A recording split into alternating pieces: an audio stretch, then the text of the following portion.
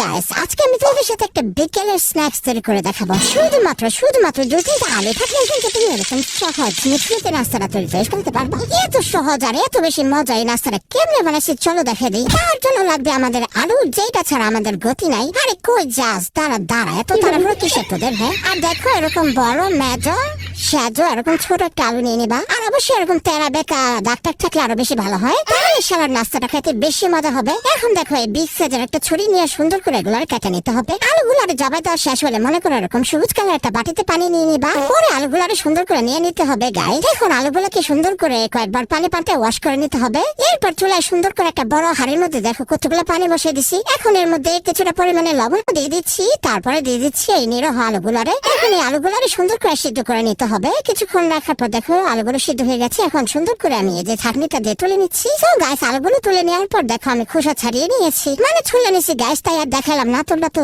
আলু ছোলা পারোই তাই না? যাই হোক দেখো এখন এই আলুগুলো একটু গরম থাকা অবস্থায় ম্যাশ করে নিতে হবে, তাহলে দ্রুত ম্যাশ হবে। দেখো আমি একটা কাঁটা চামচ দিয়ে ঢং করে ম্যাশ করতেছি, তোমরা হাত দিয়ে চটকায় নিবা, বুঝছো? এমন ভাবে ম্যাশ করবা যাতে আলুর কোনো বড় দানা না থাকে, বুঝছো? তাহলে কি জানি যে স্ন্যাক্স গুলো বানাতে একটু সুবিধা হয়। যাই হোক দেখো আমি আলুগুলো ম্যাশ করে নিচ্ছি। এখন এই যে এখানে মশলাপাতি দিয়ে দিচ্ছি হাফ চামচ কালো গোলমরিচের গুঁড়া, ফ্লেভারের জন্য দিয়ে দিচ্ছি অরিগেনো। এটা দিলে খুবই সুন্দর একটা ফ্লেভার আসে, তবে না থাকলে স্কিপ করো, কোনো সমস্যা নেই, বুঝছো? যেটা থাকবে হাতে কাছে সেটা দিয়ে বানাইবা, এটাই হচ্ছে রান্নার টেকনিক, বুঝছো? তারপর এখানে স্বাদ মতো লবণ দিয়েছি, যেহেতু আগেও সিদ্ধর সময় লবণ দিয়েছি বুঝতে দিতে হবে। তারপর একটু কালার জন্য আমি এখানে হলুদ আর মরিচের গুঁড়ো দিচ্ছি, এটা না দিলেও হয়। তারপর আর কিছু লাগবে না, যে আমি কর্নফ্লাওয়ার নিয়ে নিছি, এখন অল্প অল্প করে দিব আর সুন্দর করে মেখে নেবো গাইস। তোমাদের কাছে কর্নফ্লাওয়ার না থাকলে কোনো সমস্যা নাই, তোমরা ওই যে ময়দা দিয়ে দিবা, অথবা যদি আটা থাকে আটাও দিয়ে দিতে পারো, কোনো সমস্যাই হবে না, কারণ এই নাস্তাটা বানানো গাইস এত ইজি। আমার মতো যদি মনে করো বিকেল বেলা খালি খাইতে মন চায়, খালি ঘরের মধ্যে আলু থাকলে মনে করো বিভিন্ন ধরনের স্ন্যাক্স বানায় খাওয়া যায় গাইস। আর আলু স্ন্যাক্স গুলো এত মজা। যাই হোক কথা বলতে দেখো আমি এই যে সুন্দর করে মাইখা দেখো একটা ডোয়ের মতো বানাই নিছি।